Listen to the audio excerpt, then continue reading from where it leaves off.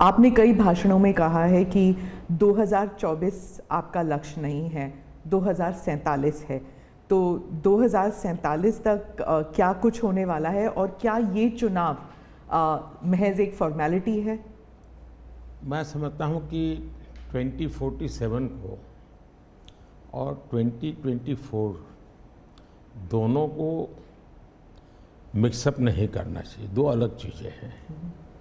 जब देश आज़ादी के 75 साल अमृत महोत्सव मना रहा था, उसी समय मैंने ये विषय सबके सामने रखना शुरू किया था, आज से 1-2 साल पहले। और मैं ये कहता था कि 2047 देश की आज़ादी के 100 साल होंगे। स्वाभाविक रूप से ऐसे जो माइलस्टोन होते हैं वो एक प्रकार से नया उत्साह भरते हैं, नए संकल्प के लिए व्यक्ति को तैयार करते हैं। और उस अर्थ में मेरा मत था कि एक मौका है, 75 साल पर हम खड़े हैं, 100 साल पहुंचने वाले हैं, इस 25 साल का सर्वाधिक उपयोग कैसे करें। हर इंस्टीट्यूशन, हर कोई अपना एक लक्ष्य बनाए कि मैं अपना गांव का प्रधान हूं, 2047 तक मेरे गांव में इतना तो मैं करूंगा। आरबीआई को मैं कार्यक्रम में अभी गया, 90 साल का उनका था। तो मैंने कहा कि 10 साल बहुत महत्वपूर्ण है, आपके 100 साल होंगे, इस पर अभी से सोचिए। तो मेरे मन में 2047 ये भारत की आज़ादी के 100 साल और देश में एक प्रेरणा जगनी चाहिए। और आज़ादी के 100 साल अपने आप एक बहुत इंस्पिरेशन है, किसी व्यक्ति की जरूरत नहीं है। तो एक पार्ट तो वो है। दूसरा है 2024। 2024 ये चुनाव का हमारा जो क्रम है 5 साल का, उसके हिसाब से वो आया हुआ क्रम है। और मैं मानता हूँ कि चुनाव ऑल टुगेदर डिफरेंट थिंग है। एक तरफ इस चुनाव में आप देखते हैं, लोकतंत्र में चुनाव को हमने लाइट नहीं लेना चाहिए। ये एक बहुत बड़ा महापर्व है और इसलिए मेरा तो मत है कि उत्सव के रूप में मनाना चाहिए।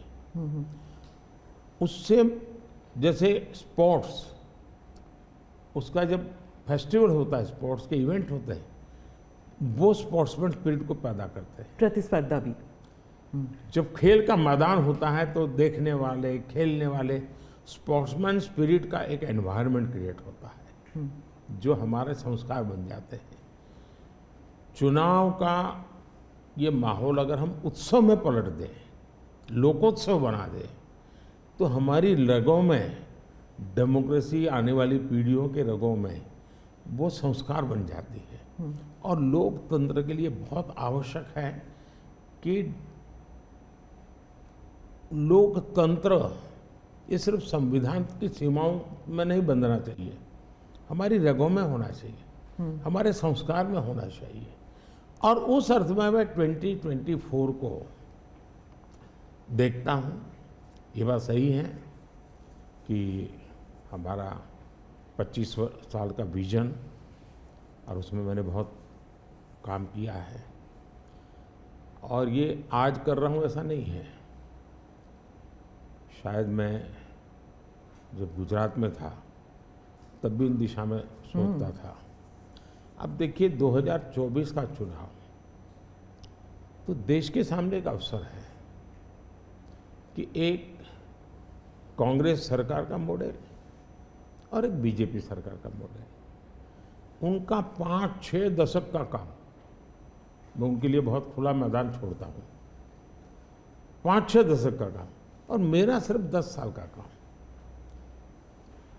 कंपैरिजन कीजिए, किसी भी क्षेत्र में कंपैरिजन कीजिए, अगर कुछ कमियां होगी तो भी हमारी एफर्ट्स में कमी नहीं रही होगी।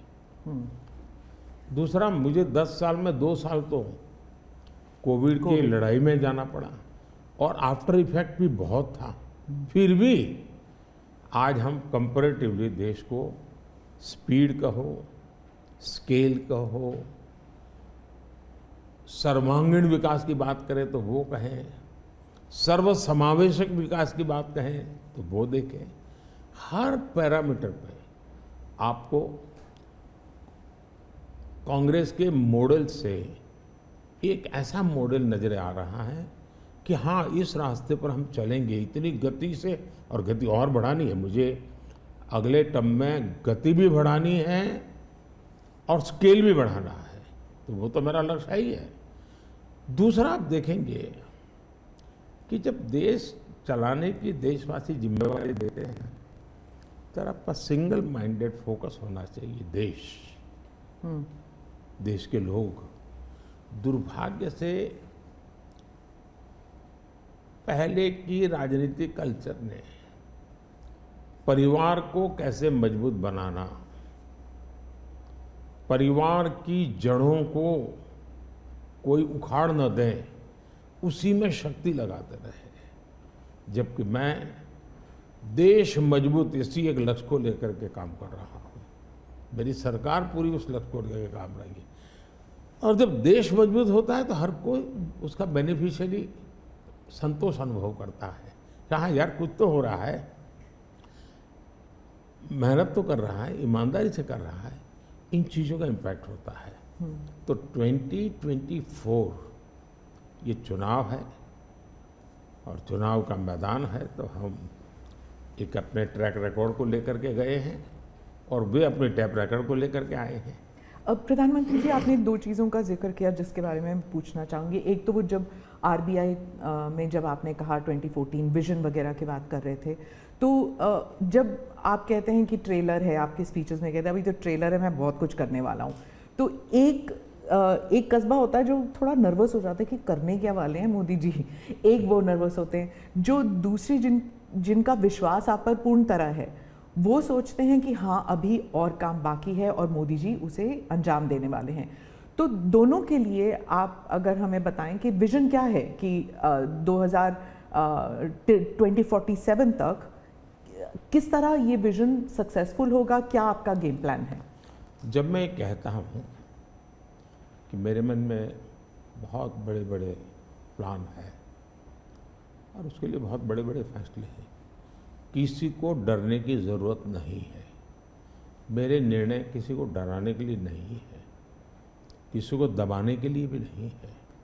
मेरे निर्णय देश के सर्वांगीण विकास के लिए है, जन कल्याण के लिए है, देश के युवाओं के एस्पिरेशंस को मैं देर करना नहीं चाहता हूँ, मैं समय बिगाड़ना नहीं चाहता हूँ, उस अर्थ में मैं कह रहा हूँ। दूसरी बात है, ज़्यादातर सरकारों का स्वभाव होता है वो ये मिजाज में रहते हैं हमने तो सब कुछ कर लिया, हम तो सब कुछ करते हैं। मैं नहीं मानता हूँ मैंने सब कुछ कर लिया है। मैंने ज़्यादा से ज़्यादा करने का प्रयास किया है, सही दिशा में जाने का प्रयास किया है, फिर भी बहुत कुछ है जो मुझे अभी भी करना है, क्योंकि मैं देखता हूँ मेरे देश की कितनी आवश्यकताएं हैं। हर परिवार का सपना, वो सपना कैसे पूरा हो, ये मेरे दिल में पड़ा हुआ है। और इसलिए मैं कहता हूँ जो हुआ है वो ट्रेलर है, आपको अच्छा लगा है, लेकिन मैं बहुत अधिक करना चाहता हूँ, उस अर्थ में मैं उस बात को कहता हूँ। दूसरी बात है कि 2047 का जो विजन का सवाल है, एक तो मैं लंबे समय तक मुख्यमंत्री रह करके आया हूँ और मैं अनुभव करता था कि बार बार चुनाव, आचार संहिता, किसी भी राज्य में चुनाव हो तो मेरे राज्य से 30-40 सीनियर अच्छे अफसर ऑब्जर्वर के नाते जाते थे इलेक्शन ड्यूटी, तो 40-50 दिन तक वो बाहर रहते थे।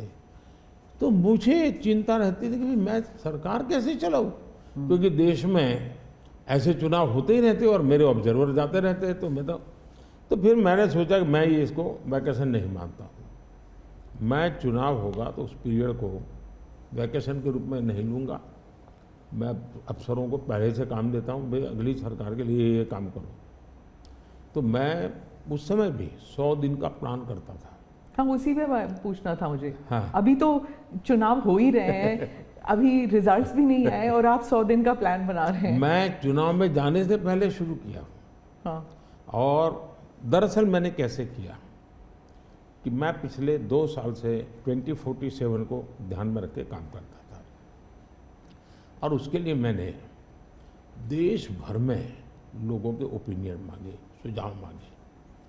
शायद 15 लाख से अधिक लोगों के मैंने सुझाव दिए हैं कि वो आने वाले 25 साल में हिंदुस्तान को कैसे देखना चाहते हैं। और मैंने सभी यूनिवर्सिटीज़ को कांटेक्ट किया, मैंने अलग अलग एनजीओ को कांटेक्ट किया, संगठनों को, और 15-20 लाख लोग उन्होंने इनपुट दिया। फिर मैंने एआई की मदद लेकर के उसको सब्जेक्ट वाइज बनाया, उसको काफ़ी मैंने आर्टिफिशियल इंटेलिजेंस, हाँ, टेक्नोलॉजी का भरपूर उपयोग किया। ओके। मैंने हर विभाग में अफसरों की एक डेडिकेटेड टीम बनाई कि भाई इस पर काम कीजिए, कैसे हो सकता है अगले टर्म के लिए 25 साल के लिए। अच्छा। और फिर मैंने खुद ने उनके साथ बैठा, प्रेजेंटेशन दिए 2-2, 2.5 घंटे, और मेरा विजन के अनुरूप क्या चीज़ें हैं, कौन सी चीज़ें डुएबल हैं, कौन सी चीज़ें डुएबल नहीं थोड़ा सा है, ट्रेलर बता सकते हैं? उसको मैं ऐसा है कि आचार संहिता चल रही है। अच्छा। मैं अभी अगर इन चीज़ों को बताऊंगा तो शायद कोई उसको गलत अर्थ में ले लेगा।